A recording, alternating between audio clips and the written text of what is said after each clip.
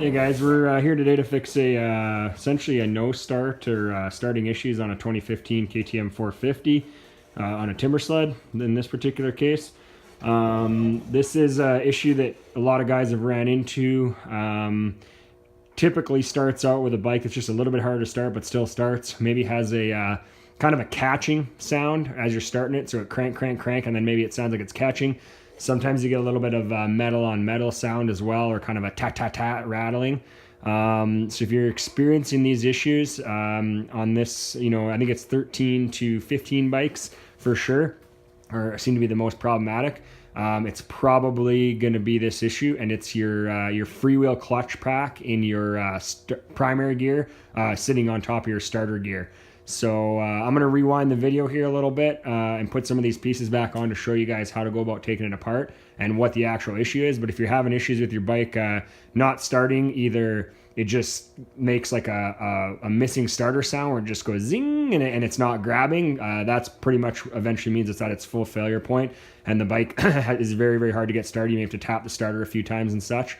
Or maybe you're just getting a little bit louder starts, slower starts, not starting as much in gear and all those types of issues that you have. It's probably that clutch pack starting to wear out. So I'm going to rewind the video, take a look at how to take it apart, and let's get you guys fixed up. So just going to remove all these bolts here, loosen off the ones on your coolant passage, and take off your cover. And essentially you're going to be looking at your clutch here. I've already went ahead and removed the spring that holds the clutch on, as well as all the clutch discs. As you can see here, I just kept them in the stack that they're in, and this is the spring. Make sure to note what setting you have this spring on. You'll see the 1, 2, 3. Mine's on the 2 setting. That's where all my bolts go in, so I held to that. There's going to be a nut on there and a little locking washer with fold tabs. These pieces here also that go around your basket are going to want to fall out, so just make sure you gather all of them and have them. And also your clutch dampers. It's a good time if you're in there. I noticed a couple of my clutch dampers were broken, so I ordered new ones of those as well. So once you get that cover off, essentially you're going to remove this cover, and this entire cover is going to come off. There's a gasket in behind here. Let's get it off here. You don't need to remove your water pump or anything. It'll stay with your cover. Once you have that off, your next bet is removing the clutch basket. So that's all this stuff comes off, and then your nut is right there that I was showing up on the table. And then from there, slide your clutch basket off. Okay, watch, there's a washer right there as well.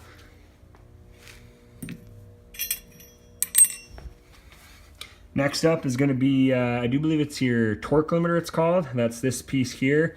You don't have to remove this. I removed it because I thought it was my problem initially, not realizing it was my Freewheel. So you can slide that off if you want to gain a little bit more room. And then from there, our end goal here is to get this is the primary gear, and the forget the name, Freewheel gear. In here is the starter clutch. So next up, you're going to want to remove the oil pump gear here just to get access to the starter gear, and behind there there's just a regular circlip on there, and there's a washer. This gear can require a little bit of wiggling to get it to come off, and watch for that washer as it'll want to fall. So that comes off. This is where things are a little interesting, especially I do believe with the XCF bikes.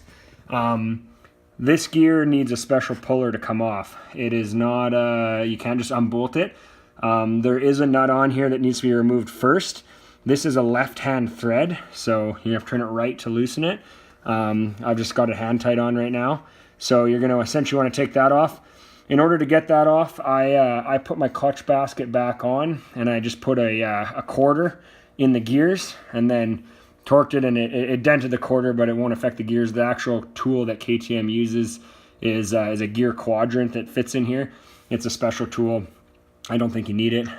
Take that off, and then from there, you're going to use this special KTM tool here that set me back a nice $120 for both pieces, or about $100 for both pieces. I'll get you the part number in the description, but there it is, 75029. It's threaded, and then they also sell you for another $20 this little protector here, which I realize is probably not necessary. You could use a piece of flat steel or something in turn, but I bought it anyways. And essentially it goes in the end like this, just to protect the end of the shaft. And this threads on to your primary like so. And that gear won't actually spin when it's on there. And essentially you just thread this in until it pops the gear off. And the gear is gonna wanna just pop off like that. You remove that, and this is gonna come out and reveal probably something that looks like a mess like this. This is your clutch, your starter clutch, your clutch freewheel. This is what's gonna be damaged. If we take this over to the bench, you guys will see that clearly the spring has come out. All these little pieces want to fall out. It's quite a mess. This is what's causing the damage. Problem is, this damage on this has also caused damage to the inner race of the primary gear. So that's why I need to replace the primary gear. And of course, because it rides on the starter gear, it has also caused damage to the seating on the starter gear. And you'll see this is all pitted here. So starter gear, there's a typical Woodruff key in here that you just tap out with like a brass punch. Just kind of give it a little tap. Looks like this, just a standard half moon Woodruff, and you're just going to slide this gear off, and you can see all the pitting on there as well. So that's essentially all the parts that are getting replaced. I'm going to go through some part numbers with you guys so you have them. These are, don't mind these prices, Canadian prices, so it's going to look a little more money than its retail. So essentially what we're going to need is right here, this is a freewheel gear, and this guy here is the gear, the large primary or the freewheel gear. You'll see that mating surface is nice and smooth, not all pitted up. And then second is going to be the primary gear. So that's this guy right here. There's a part number on that. And then we're going to have the actual freewheel, which is this clutch pack inside. If you happen to catch this problem early on, you may get away with just replacing this spring right here. That varies based on the bike or which spring you need, but I can put a part number for a 15450 SXF in there. You can actually buy just an SKF seal from an auto parts store and use the spring off that. But I would say from what I've read and talked to guys, this is probably already going to be damaged, so putting a new spring in isn't going to fix your issue. And then while I was at it, decided to do the gaskets as well. So I got a clutch cover gasket, which is the outer, just the O-ring around that outer clutch, and then the actual gasket for the half, which is right here. And then the special tools, part numbers on those right here. That's just the cap protector, so that's that little tiny piece. And then here is the actual extractor for the primary gear.